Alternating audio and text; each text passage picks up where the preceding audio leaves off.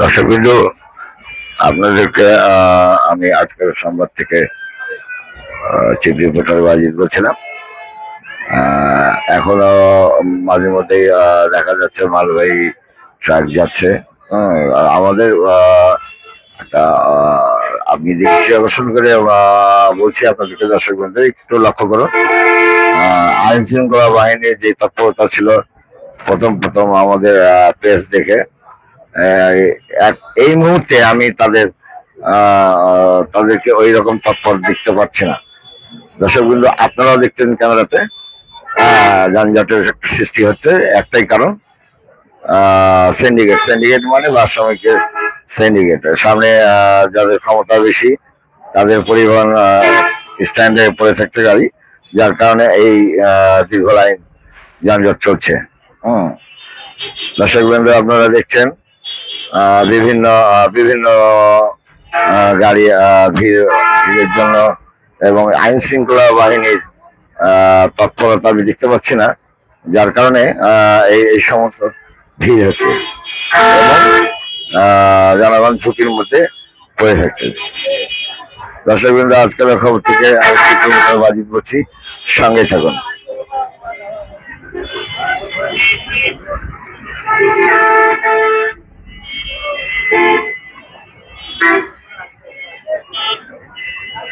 হ্যাঁ দর্শকবৃন্দ, আমরা দেখতে পাচ্ছেন আইন শৃঙ্খলা বাহিনী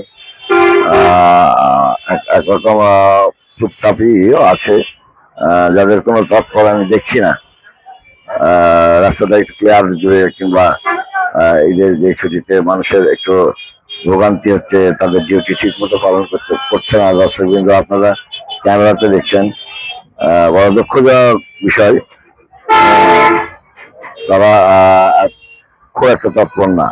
সঙ্গে থাকুন, আজকের খবরে চিফ রিপোর্টার বাজিদ বলছে। দর্শকবৃন্দ, দেখতে পাচ্ছেন কিছু আইন শৃঙ্খলা বাহিনী ভাই দুটো চুপচাপ তাদের নীরবতা পালন করছে এবং মোবাইলেও দেখাশোনা করছে। আমাকে দেখে হয়তো তারা একটু তৎপর আছে, মোবাইলটা ঢুকিয়ে দিল প্যান্টের পকেটে এবং তারা দায়িত্ব পালন করছে না। দর্শকবৃন্দ, আপনাদেরকে আমি কি দেখাতে সক্ষম হচ্ছি, আপনারা দেখতে পাচ্ছেন ওনারা যেভাবে রাস্তা ক্লিয়ার করছে। আসলে রাস্তা ক্লিয়ার এগুলো হয় না, আর যানজট বাড়ে।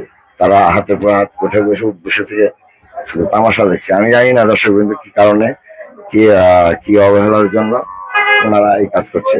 তাদের উচিত লাইনগুলো ক্লিয়ার করা, ভ্যানগুলো এক সাইড করা, রাস্তা যেন জাম না লাগে। কারণ বছরের দিনে সবাই কর্মস্থলে ব্যাগ যেতে চায়, এই কারণে এত ভিড় দেখছেন। এটা আমাদের প্রতি বছরের নিত্য কথা এবং নিত্য পরিচিত বিষয়। হ্যাঁ, আমরা জানি ঈদের পরের দিনে খুব ভিড় থাকে যাওয়ার, আর ঈদের আগের দিনে হয়তো ঢাকা থেকে বিভিন্ন জায়গায় যারা ঈদ করতে যায় তাদের একটু ভোগান্তি হয় এবং দুর্ঘটনা হয়। দুর্ঘটনার একমাত্র কারণই হচ্ছে আইন শৃঙ্খলা বাহিনী তাদের যে পরিচালনা বা তৎপর থাকার কথা, সেই তৎপরটা তারা থাকতে পারছে না। দর্শকবৃন্দ, আপনারা দৃষ্টি আকর্ষণ করে বলছি আপনারা ভালো করে দেখেন। আমার লাইভে একটু কমান্ড দিয়ে বলবেন কোন স্টুডিও থেকে বলছেন আপনি। আজকের খবর থেকে বলছিলাম বাজিদ চিফ রিপোর্টার। সঙ্গে থাকুন আমাদের।